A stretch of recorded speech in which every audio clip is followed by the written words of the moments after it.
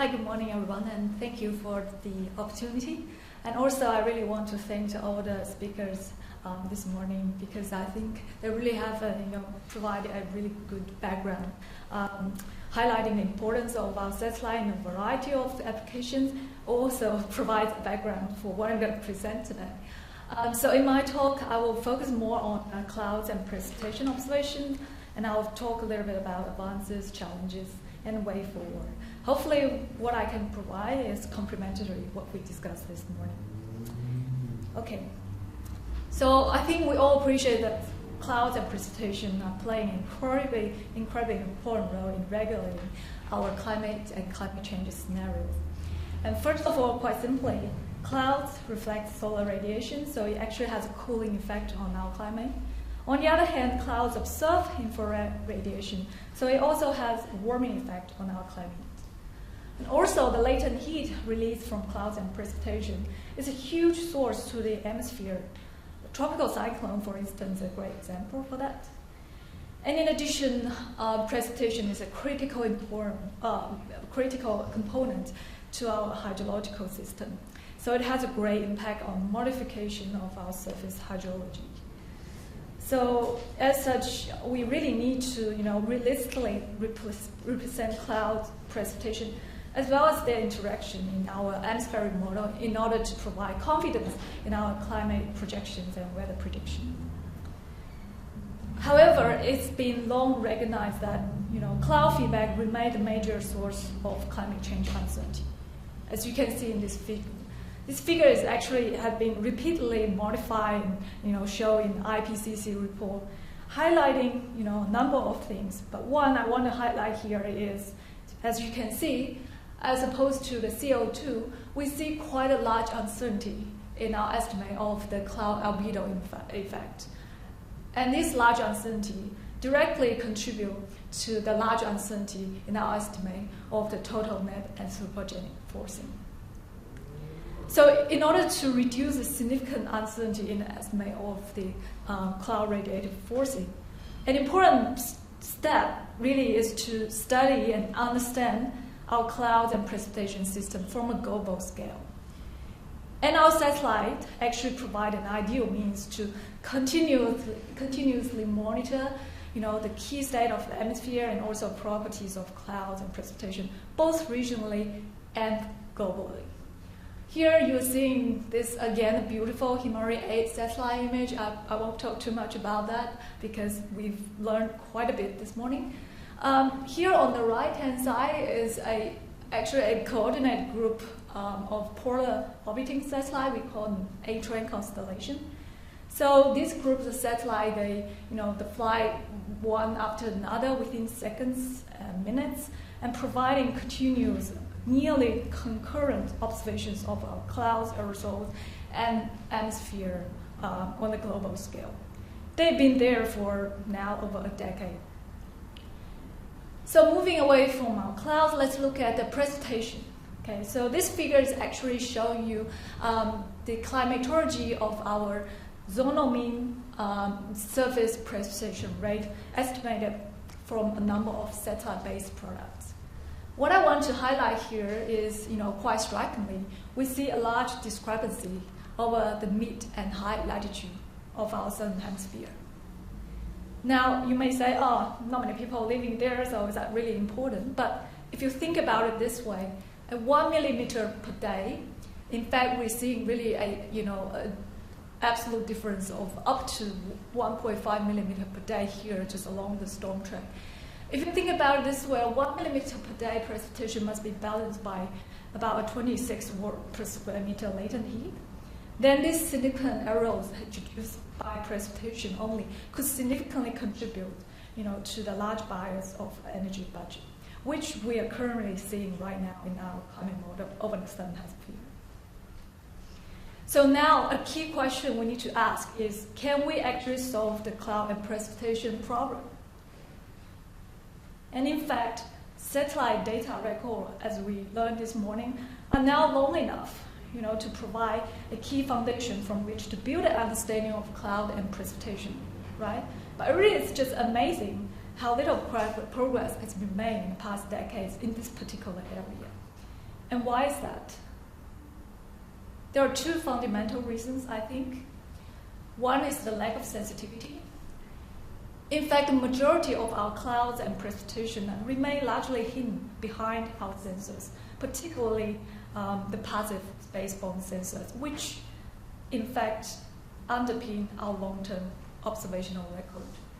And second is the non-uniqueness issue, which is the lack of one-to-one relationship. So the problem actually has been and still largely remains severely under constraint. So to articulate those issues, let me just take a little bit step backward to introduce a little bit about remote sensing itself. Apologize for the audience who are already familiar with this. So what's remote sensing? Remote sensing is actually about solving an inverse problem. But what is an inverse problem? You can see in this simple diagram here. So as opposed to an inverse problem, it's a direct problem or forward problem.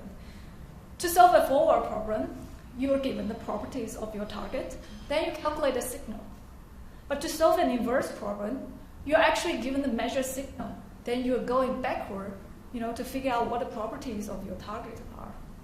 Now, the forward problem is more straightforward because you can always follow some, one-to-one relationship based on some, well-established physics. But going backward is more challenging because you don't always have those one-to-one relationship. In fact, it could be all conditions. Just to give you a bit more flavor on that, I'm giving a very simple example here. Okay, so here's my direct problem, which is to describe the tracks that a dog will leave in the snow. And what's my inverse problem now? My inverse problem is to describe the animal that left the absorbed tracks in the snow. Now this is a lot more challenging because there may be some animals that just have very similar footprints. So it's quite challenging to tell which one is which in some cases. It could be a dog.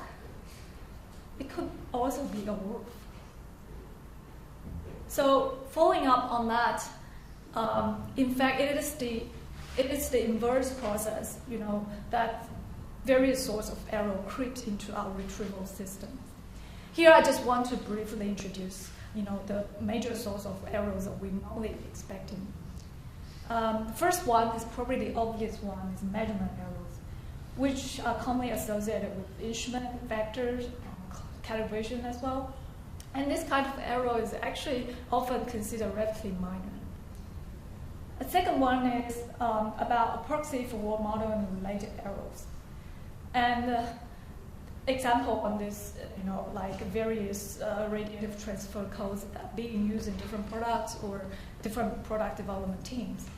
And this kind of error is actually a bit hard to assess, so they're often ignored entirely by the community.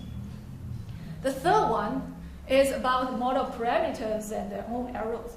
This kind of error is kind of prevalent in almost all applications. Okay, an example on this can be the empirical relationship we use for example, microphysical property, including the particle shape, size distribution, concentration. The next one is uncertainties attached to a priori knowledge for the state of our variable. Things like backscatter to extinction rate parameter for the LiDAR retrieval, split window method, etc. And this kind of error could actually be more substantial than you normally expected. And the last one is procedure and related uncertainty in the inversion problem. So, for example, what conversion threshold you use to define and constrain your problem could be an uncertainty. Now, again, this is designed for some of our junior audience here.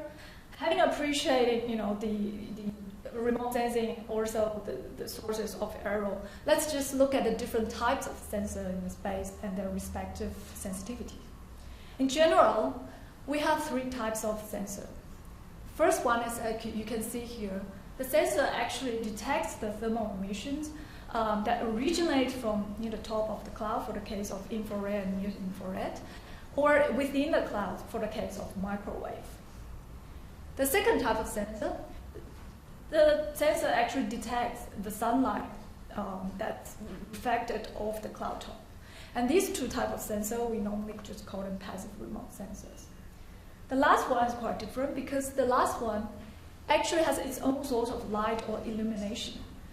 In particular, it actually sends a wave and then measures the backscatter that's reflected back by the target. And this kind of sensor we call an active remote sensor. Radar and LiDARs are common example for that. A key difference between the passive and active sensor is that the passive sensor is able to detect the integrated property of the target or a part of the target, whereas our active sensor are able to detect the vertical structure of your target, of course, within the detection limit.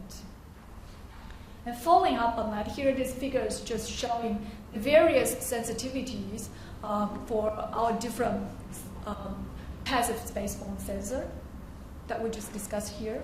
For example, the visible and IR-based sensor are most sensitive to somewhere near cloud top. I think Leon also highlighted that for Himari.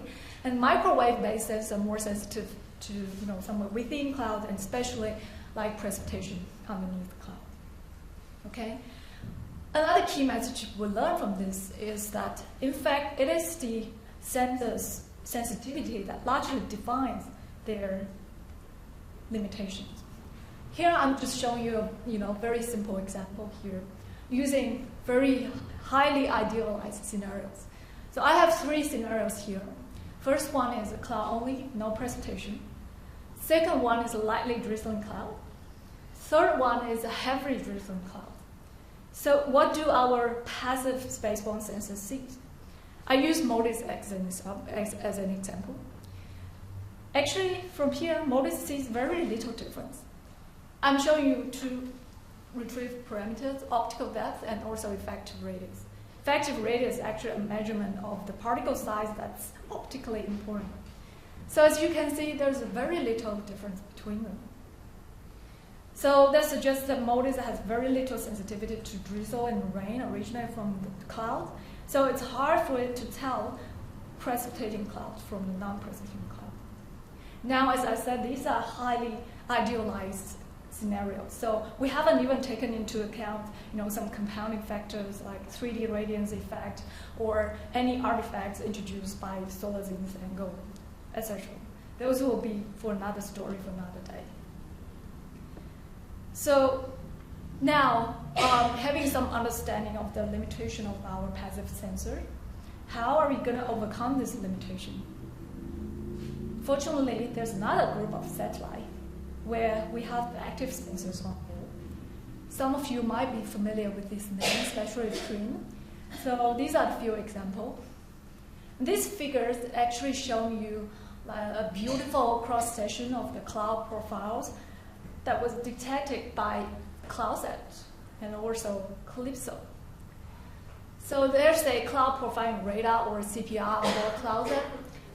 By nature, the CPR is quite sensitive to bigger particles like ice and also precipitating particle.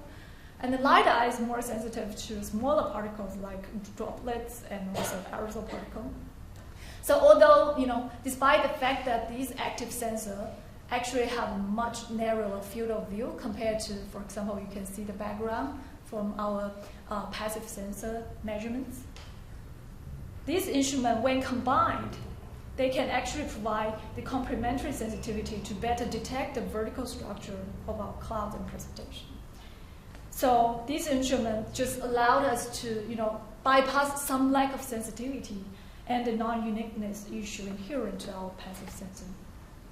Here I'm just showing an example from one of my papers published a few years ago where I tried to use the high-resolution detail of the vertical profile to understand some of the microphysical processes and properties of our Southern Ocean clouds. So now we've got the active sensors in space. Is the problem solved? Well, the short answer is not yet. Here I'm just showing you this figure taken from the same paper where I'm looking at the frequency of our cloud top thermodynamic phase as a function of cloud top temperature. I'm comparing 3 different products from MODIS, from CALIPSO, from the Dada mask. Dada mask is merged CloudSat CALIPSO. It's a merged radar LiDAR product, actually. So these 2 actually both have the active sensor input. And also, I'm comparing the northern hemisphere to the Southern Ocean. All the different colors here indicate the different thermodynamic phase classified by the different algorithms. I know there's a lot of information here, but if you just look at the Southern Ocean, you can see, in fact, there is a large discrepancy between these products, right? Even just looking at cloud top. Another fascinating feature is we see a lot more supercool liquid water cloud top over the Southern Ocean than the North Atlantic. So in fact, the large inconsistencies between the satellite products, even at cloud top, it's quite concerning to us. So we wanted to understand what's happening there. Unfortunately, a few years ago, we were able to work with Hydro Tasmania and undertake, a series of research flights over the Southern Ocean to measure the clouds that was observed by our A-train satellite constellation. So here I'm just showing you an example where we, flew here to the south of Tasmania to sample a typical marine undulating clouds. A marine cumulus cloud. On the right is the cross-section from top to down, the CloudSat reflectivity and the Calio phase classification and the data mass classification. As you can see from our flight track, we actually were able to sample the cloud through different depths at different level, also cover a wide range of temperature. So this is a comparison with what we see and what the satellite retrieval says. As you can see from our in-situ measurement, this is from an image probe, we actually see quite a complicated picture. We see pockets of liquid, pockets of mixed phase cloud, pockets of ice almost all the way up. But then, if you look back at the satellite retrieval, it's virtually dominated by ice. Now, one thing I did not mention here is that CloudSat has this cloud profiling radar, which is a single frequency radar. Single frequency has little skill in actually distinguish the cloud thermodynamic phase. So what had been done in this algorithm is that anytime that the radar reflectivity exceeds a threshold below the temperature of freezing, it will be classified as an ice particle. And our LiDAR from CALIPSO has little hope in this circumstance because the LiDAR signal just gets severely attenuated or extinction through the cloud top. That partly explains why you see almost all the ice in this cloud. So despite all the obvious strengths of CloudSat, the CPR, I just want to say that the real limitation of the single frequency radar can be transferred further down to producing the snow retrieval product. A common way we estimate the snow through the radar observation is to follow this Z2S relationship here. Z is the radar reflectivity and S is our snow rate. So in this study, people try to examine the relationship by using the simulations from a number of non-spherical ice particle models. And you can see here, by using the different ice characteristic as an input, you can actually produce a large difference in the reflectivity. We can see that here, it's actually up to an order of 3 difference in the magnitude, right? So this actually suggests that the variability in our snow particle mass, concentration, shapes can cause significant uncertainty in the observed relationship between the radar reflectivity and the snow rate. This actually forms one of the major challenges for the CloudSat spaceborne radar. Okay, the inability to distinguish the rain and snow, also without the Doppler capacity, because the Doppler capacity will give you some information of the force speed of your particle. And also, it's able to resolve the complex relationship between the radar reflectivity and the snowfall rate. Another challenge I want to highlight here, as you can see in this figure, looking at the PDF distribution of the CloudSat radar reflectivity, you can see that distribution is actually highly skewed. And also, there's a clear cutoff at the lower detection limit here. This means that the CloudSat actually means a large portion of the cloud. Especially these clouds are primarily from the boundary layer. So this is caused by the ground clutter effect that the radar is suffering in the low current. So, okay, by far we've discussed both the potentials and the limitations of our current generation of satellite. Then you may want to ask, what else do we need, or what else can we do? Then if I'm given a wish, I would like to say that we really need a combined active-passive sensor or retrieval scheme. Specifically, we need a spaceborne multi-frequency radar or LiDAR with Doppler capacity combined with our traditional passive spaceborne sensors, which is kind of illustrated in this figure here. Okay, so we want this multi-frequency radar detection of our profiles or the structure. We also want the traditional microwave-based estimate of surface precipitation, and we want a broader view of our cloud field from the passive imaging. So is that too ambitious? I would say no, because there have been very exciting spaceborne missions already on the way, and GPN is one of it. Okay, GPN is actually an international effort that's led by NASA and JAXA. Its core satellite was actually launched back in February 2014, so it's been making observation for more than 4 years now. Although GPN was built upon the legacy of TRMM, it actually has more advanced capacities. I summarize a few in here.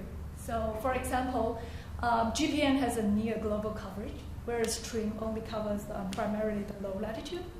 And also GPN has the dual frequency precipitation radar system, whereas TRMM only has a single frequency radar that's sensitive to only medium and heavy precipitation. And GPN has this 13 channel microwave radiometer, whereas the TRMM has a 5 channel. So there has been a lot of advancement. And this slide just gives you, some basic idea of the physical principle of how this dual frequency radar system works. Okay. So on the left, we have our vertical precipitation structure. You can see the various types of hydrometers. And on the right, we have the corresponding radar reflectivity for the two frequency radar. And in fact, all these different hydrometers here are characterized by the different radar reflectivity level and also the different attenuation rate. The attenuation is a key here, because we can use the attenuation difference between these two channels to have a better idea of how to distinguish the snow and rain, and also how to better estimate the snowfall range and the rain ranges underneath the cloud. So this is a very, very great potential for the GPN. Another mission I want to briefly mention is EarthCARE, which is still under development. Its proposed launch date is in 2021. This is an effort that's led by the ESA and JAXA once again. So if this mission is successful, then we will have 4 new instruments in the space: Doppler cloud radar, the high spectrum resolution LiDAR, the multispectral imager, and the broadband radiometer. So it is expected that with all this unprecedented information, it will help us to better understand the interaction of the clouds, aerosol, and radiation at a much greater accuracy level. So with that, I think here's my conclusion. I just want to quickly summarize that, undeniably, our passive remote sensor has offered a tremendous amount of critical information to help us understand our weather and climate. However, there are inherent difficulties in defining some of the important cloud and precipitation states. So we need active sensor, and we need an innovative way to combine our traditional passive and active sensors to better define our cloud and cloud states, in order to help us to work towards an improved understanding of the Earth climate. With that, I thank you very much and happy to take any questions.